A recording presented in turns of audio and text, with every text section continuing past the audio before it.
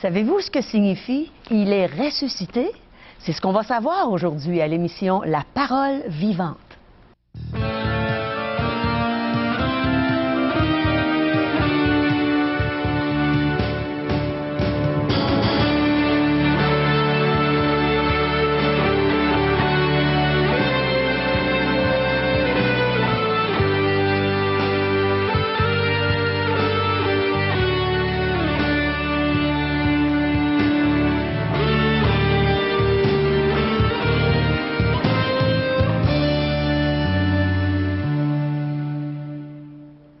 Bonjour et bienvenue à tous à une autre émission, La Parole vivante, en cette période de la résurrection de Jésus-Christ.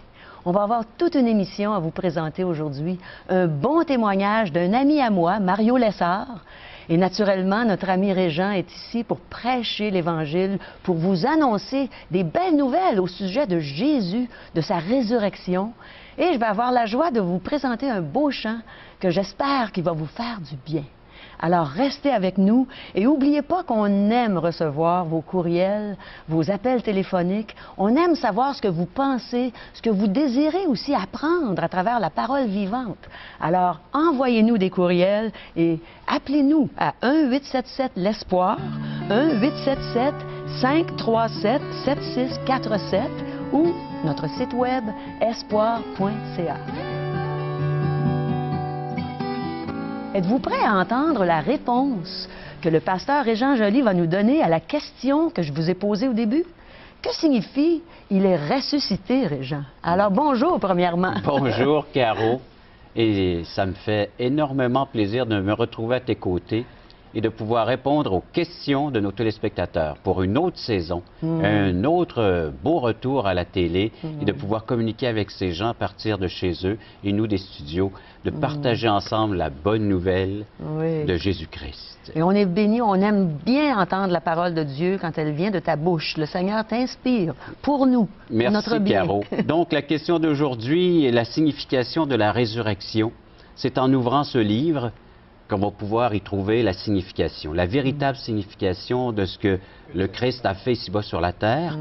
Et pourquoi est-ce que le Père Céleste lui retourne donc, par un fait même, le retour à la vie? Jésus-Christ qui vient subir une mort atroce à la croix, les souffrances, enseveli, et 3 jours après, il est ressuscité. Un retour à la vie. La Bible, c'est comme un petit gobelet qu'on retrouve de temps à autre avec un petit concours. Il faut dérouler le rebord, hein? Oui, exactement. Ou bien des billets de loto, il faut les gratter ou il faut aller les faire, il va s'en dire valider. Sinon, on ne gagne rien. C'est la même chose. Combien de personnes ont une Bible à la maison? Mais c'est en l'ouvrant, en la grattant, c'est en scrutant qu'on va retrouver vraiment le message. Et quel est le lot que ce message comporte pour chacun d'entre nous. La richesse de l'Évangile. C'est les auteurs de ce livre, entre autres, on sait qu'il y a 40 auteurs différents, ils comparent cette parole incomparable à de l'argent, de l'or. C'est plus précieux que cela encore. Quelle richesse. Et elle devrait devenir pour nous aussi précieuse. Alors donc, oui, avec l'aide de la Bible, on va regarder ensemble la signification de la résurrection. Où est-il? Que fait-il? Et un autre sens qui va venir nous chercher très personnellement concernant la venue de Jésus-Christ et le pourquoi de sa mort et de sa résurrection. On va mieux connaître notre bien-aimé Sauveur Jésus-Christ.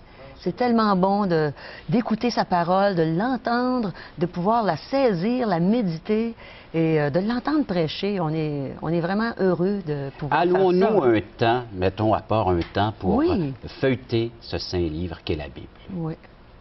Et ça vaut la peine. Mes amis, moi, tous les matins, c'est ma nourriture. Ma première nourriture. Avant mon déjeuner, j'ouvre ma Bible et je cherche ce que Dieu veut me dire. Je cherche à apprendre à mieux le connaître et il ne me déçoit jamais. Et le soir, avant de me coucher, je fais la même chose. J'ouvre ce grand livre de Dieu et il parle à mon cœur. Il me console si j'ai du chagrin.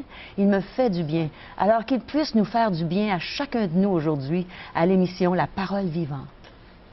Parole vivante vous invite à participer à l'un des nombreux merveilleux déjeuners de l'espoir. Ces déjeuners ont lieu dans plusieurs restaurants réputés de la région et vous sont offerts gratuitement. Venez entendre le témoignage d'une vie transformée par la puissance de Dieu. Pour connaître les détails concernant l'endroit, la date et l'heure pour votre région, composez le 1-877-537-7647 ou notre site web www.espoir.ca.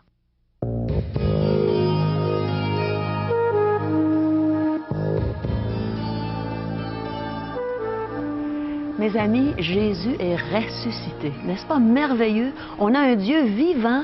Et ce que Régent va nous parler aujourd'hui, il va nous parler de ce Dieu vivant, ce Jésus merveilleux qui est ressuscité il y a 2000 ans. La résurrection de Jésus. Je vais placer nos téléspectateurs devant un choix. On va se placer devant deux tombeaux. On parle de résurrection, alors plaçons-nous là où la résurrection a eu lieu, devant un tombeau. Oui. Alors on va se placer devant un premier tombeau que la plupart d'entre nous peut-être avons visité.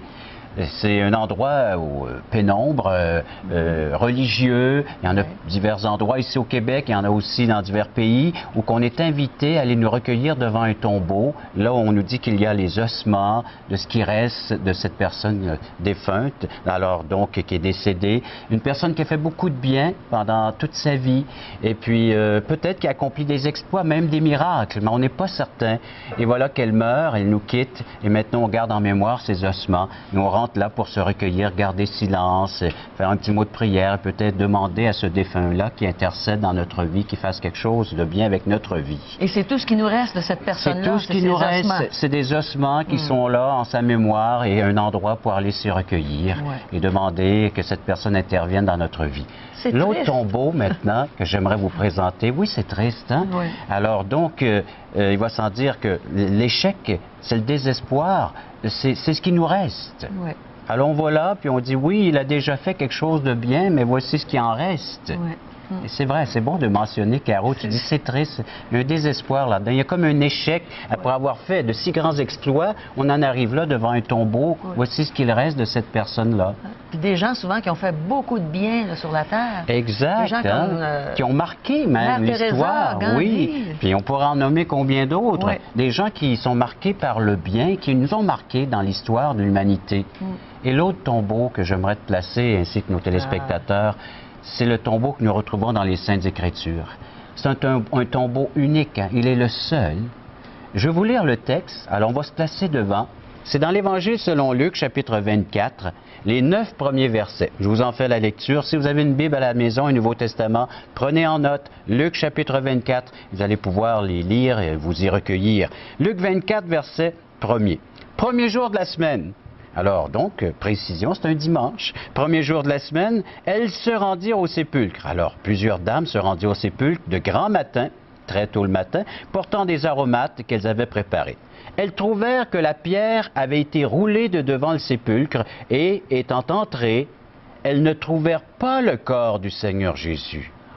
Comme elles ne savaient que penser de cela, voici 2 hommes leur apparurent en habits resplendissants. Saisies de frayeur, elles baissèrent le visage contre terre, mais ils leur dirent « Pourquoi cherchez-vous parmi les morts celui qui est vivant ?» Et le verset 6, « Il n'est point ici, mais il est ressuscité. » Souvenez-vous de quelle manière il vous a parlé lorsqu'il était encore en Galilée, qu'il disait « Il faut que le Fils de l'homme soit livré entre les mains des pécheurs, qu'il soit crucifié, et qu'il ressuscite le 3e jour. » Alors là, on n'est plus dans la tristesse, là. Je pense qu'on s'en va dans la joie. On change de tombeau et on change tout à fait, oui, de sentiment et même d'émotion, parce que de voir la tristesse, oui, qu'une telle personne a pu faire du bien tout au long de sa vie, maintenant ne peut plus rien faire. Et maintenant, on arrive devant un tombeau, chers amis et Caro, un tombeau qui est vide. Il y a de l'espoir. Jésus n'est plus là. Il y a un succès. Là. Il y a quelque chose là. Jésus, le verset 6, il n'est point ici, dans le tombeau, hein? Il est ressuscité. Où est-il? Où est-il, Où est Jésus? Plusieurs textes des Saintes Écritures. Oui, j'aimerais qu'on puisse préciser où est-ce qu'il est maintenant, s'il n'est plus dans le tombeau. Tout comme on peut aller voir les tombeaux des autres personnes, on dit il est ici, il gît ici, hein, c'est ça, ici gît un tel, alors il est là. Mais Jésus-Christ, lui, il est ressuscité et maintenant il est assis à la droite du Père Céleste. Il est monté dans les sphères, il est monté dans les cieux et maintenant il est assis à la droite. Plusieurs textes nous disent ça. Quelle Ceux qui joie prennent dans des le notes, ciel. la joie. Alors, dans les lieux célestes, Hébreux chapitre 10, verset 12. Alors, ça, c'est le message. Hein? Quelle différence entre ces deux messages? Si je vous donnais un choix, lequel choisiriez-vous? Celui qui possède encore les ossements de la personne défunte ou le Christ ressuscité, un tombeau vide? Un tombeau vide, ce serait Oui, beaucoup hein? mieux parce qu'on sait que Jésus est vivant, est encore vivant aujourd'hui. Il peut encore faire de quoi? Il peut encore agir avec Oui. sa toute-puissance. Moi aussi, un jour, j'ai choisi le tombeau vide. Alors donc, choisissez ce tombeau vide. Jusqu'où ce tombeau veut-il vous montrer une direction, un chemin? Christ ressuscité, vivant. Alors donc, il est assis à la droite du Père Céleste, mais que fait-il? Que fait Jésus assis à la droite? Je crois qu'il intercède. Hébreux chapitre 7, tu viens de me citer Hébreux 7, 25, car où il intercède en faveur de ceux et celles qui se confient en lui. 1 Jean chapitre 2, versets 1 et 2, il est un avocat. Alors, il agit en tant qu'intercesseur, il intercède, il défend des causes, les causes qu'on lui apporte, il va s'en dire. Hein. Alors, Il défend les miennes très souvent. et il défend les miennes aussi. Et là, on pourrait poser la question aux téléspectateurs, est-ce que Jésus est-il devenu votre avocat, votre intercesseur auprès du Père en votre faveur? Et il ne coûte rien, cet avocat. Pourquoi? Il a payé lui-même pour Exact. être notre Tous les avocat. frais ont été payés. C'est comme un appel urbain ou un appel avec la ligne 1-800. Tous les frais sont... Ouais. Parce qu'ils sont déjà payés, ces frais. Et c'est la même chose. Jésus-Christ a payé tous les frais. Alors voilà pourquoi il peut nous offrir un service gratuit. Puis en tout temps, En tout temps. il ne nous fait pas attendre. Jour et nuit. Que ce soit dans des moments très difficiles de notre vie, il est prêt à intercéder en notre faveur. Alors donc, et en plus, dans Jean 14, on pourrait le lire, mais il nous est dit que Jésus est monté au ciel afin de préparer une place pour tous ceux et celles qui se confient en lui. Alors, cette place est pour moi. Alors, et un autre détail, ce n'est pas à toi à te préparer une place, ni à moi, ni aux téléspectateurs, mais Jésus a dit, il est monté au ciel, il est là maintenant dans cette demeure céleste et éternelle avec le Père, il intercède, il est l'avocat et il prépare une place pour ceux qui ont placé leur confiance, qui ont mis leur foi en lui. Étant toujours vivant, il peut œuvrer, il peut faire de quoi encore? Alors donc, il prépare une place. Une place assurée. Assurée, alors avec la paix, avec l'harmonie avec Dieu. Ouais. Et puis un deuxième volet. S'il est ressuscité, c'est une autre preuve que le Dieu saint, le Dieu juste, a été satisfait de l'œuvre que le Christ est venu accomplir à la croix. Ah, c'est merveilleux. Alors donc, un sacrifice pour le péché, pour mes péchés, Ouais, pour les pour miens, nos péchés, pour les vôtres. un sacrifice que Dieu accepte, que le Père Saint juste accepte, alors il a pu ressusciter Christ, il a vécu la mort. Dans les deux sens.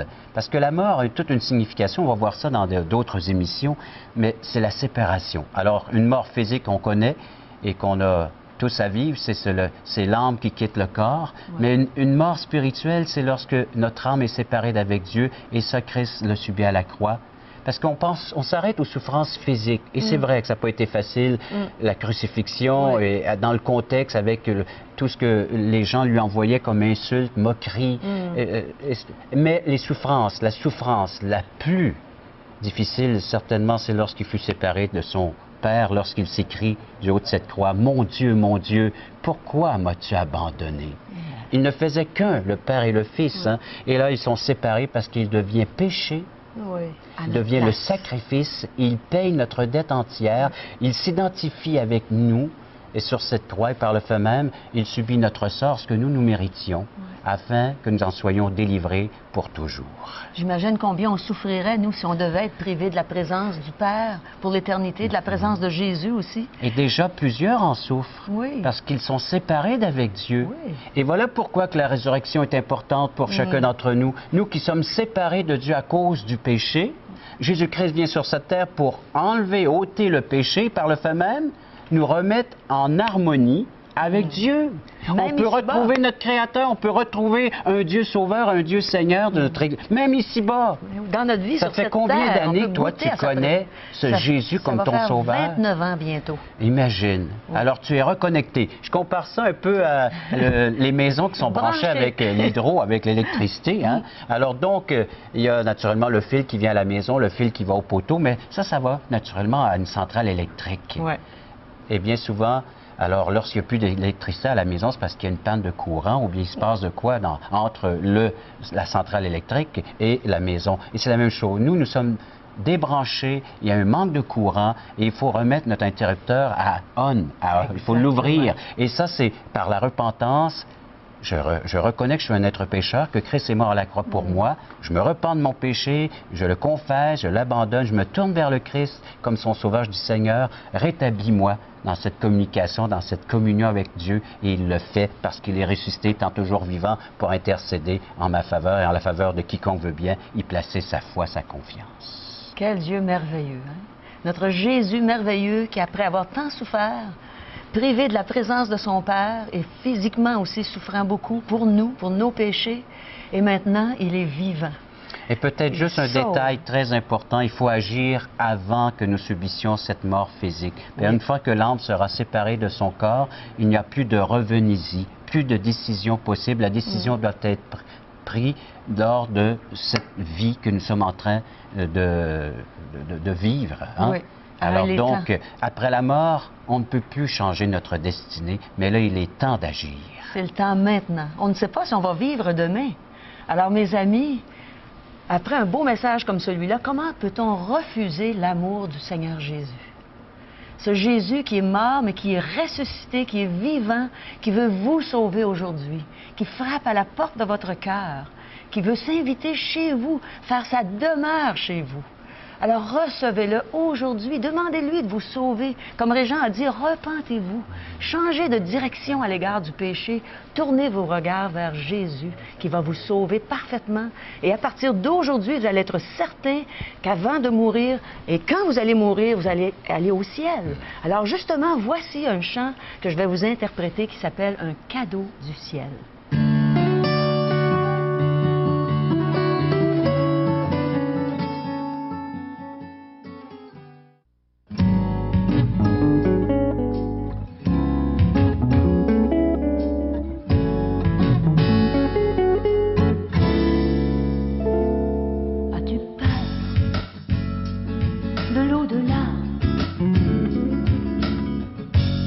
As-tu peur de la mort? Eh bien, je sais ce qui te fera du bien, je sais ce qui va te réconforter.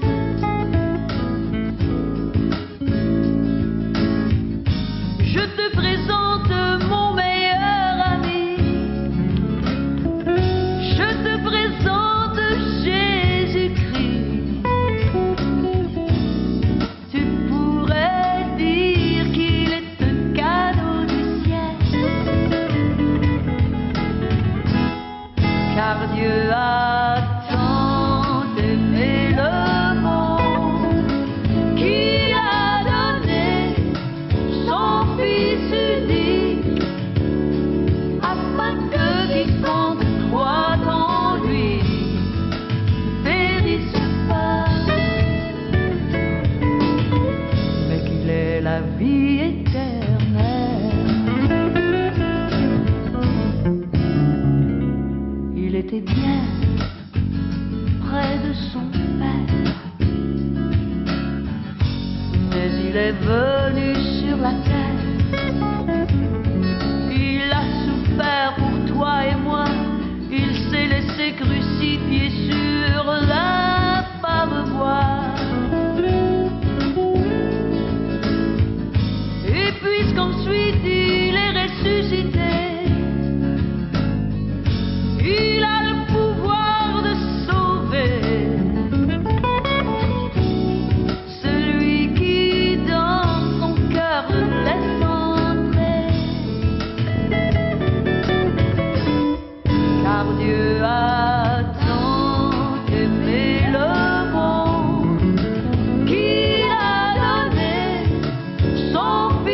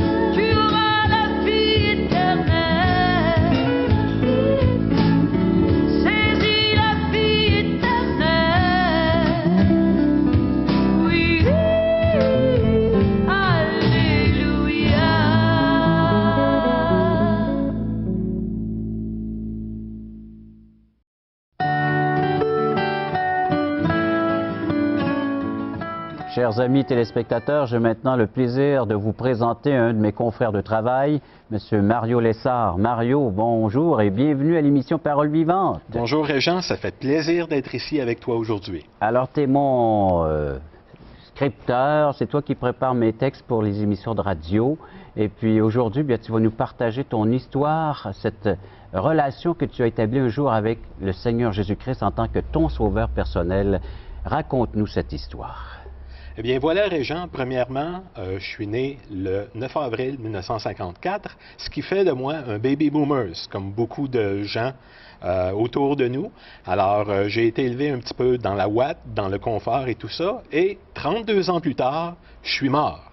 Ça peut te sembler surprenant, mais et je pense mort. que la plupart des téléspectateurs aussi. Mais je parais bien vivant, mais je suis mort. C'est-à-dire que quand le Seigneur Jésus-Christ est venu vivre en moi, eh bien, je suis mort à toute fin pratique. Et à partir de ce moment-là, c'est Jésus-Christ qui a commencé à vivre en moi. Et j'aimerais t'exposer un peu les changements qui se sont produits à l'intérieur de moi à partir de là. Alors, on va faire un peu avant et après. Alors, parle-nous de ces 32 premières années que tu as vécues sans le Christ dans ta vie. OK. Je n'étais pas particulièrement une mauvaise personne, ni une bonne personne, mais il fallait que je sois le plus aimé, le meilleur, le plus considéré, riche, que tout aille comme je voulais que les choses aillent. Et ça, je pense qu'on est tous un petit peu comme ça. C'est-à-dire que quand on regarde un petit peu la motivation, eh bien, on veut avoir la considération, on veut être populaire et on veut être les meilleurs. Alors, il y a des gens qui sont prêts à être des meurtriers, il y a d'autres personnes qui sont prêtes à être des millionnaires, d'autres personnes qui veulent devenir des médaillés olympiques, mais en fin de compte, la motivation est tout le temps la même. Moi, quel que soit le projet. Mais qu'est-ce qui est arrivé, c'est que quand le Seigneur est venu dans ma vie, eh bien, il a radicalement changé cette chose-là. Un nouveau centre d'attraction. Définitivement. Premièrement, mon identité a changé. Parce que l'identité, c'est quelque chose de très important. Il y a des personnes qui définissent leur identité à partir de leur travail, d'autres leur nationalité. Mais ça, le travail peut changer. La nationalité, on peut immigrer. Mais là, j'ai acquis une nouvelle identité que rien ne pourra changer, et c'est l'identité d'enfant de Dieu. Même la mort ne pourra pas changer cette identité-là. C'est pour de bon, c'est pour l'éternité. C'est définitif, c'est fait une fois pour toutes. Je suis un enfant de Dieu pour l'éternité. Alors, c'est un gros changement au niveau de l'identité, et ce changement d'identité-là change également ma motivation. C'est-à-dire que ma motivation n'est plus la même. C'était d'être le meilleur auparavant, mais là, je m'aperçois que j'ai un rôle à jouer dans un plan divin, un plan éternel qui dépasse de très loin mon entendement personnel. Donc, il y a des choses que je ne peux pas comprendre, que le Seigneur veut que je fasse. Parfois, il y a des choses agréables, d'autres désagréables, mais c'est pas grave parce que j'ai acquis avec les années une confiance telle dans mon Seigneur, dans mon Sauveur, Jésus-Christ, que quoi qu'il m'arrive, eh bien, je veux être sûr et je peux être sûr que c'est pour mon bien.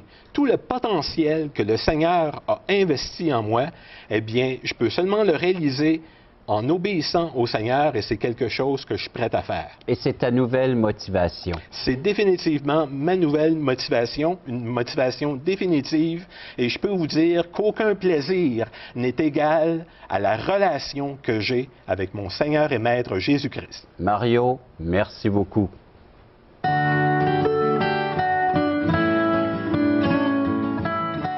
Depuis le temps où vous regardez nos émissions, vous savez qu'on aime ça vous faire des cadeaux. Alors, Régent, des petits cadeaux à nous présenter? J'ai un bel offre pour nos téléspectateurs, un offre gratuit. La littérature qui a comme titre « Questions fondamentales ». Alors, c'est tout illustré et puis ça répond à des grandes questions existentielles. C'est gratuit. Il y a également un petit fascicule qui a comme titre « Aujourd'hui l'espoir, c'est Jésus seul ». C'est un résumé du plan merveilleux que Dieu a pour la vie de chacun d'entre nous. Alors, faites-nous-en la demande. C'est très bien fait. Hein? J'aime beaucoup présenter ça aux gens. Et mes amis, on vous redonne nos coordonnées. N'oubliez pas, si vous voulez justement ces petits cadeaux-là, vous pouvez nous rejoindre à 1-877-L'Espoir, 1-877-537-7647 ou sur notre site web qui est espoir.ca. Alors, on vous souhaite, au lieu de dire Joyeuse Pâques, tiens, je vais vous dire Joyeuse Résurrection. Parce que Jésus est vivant.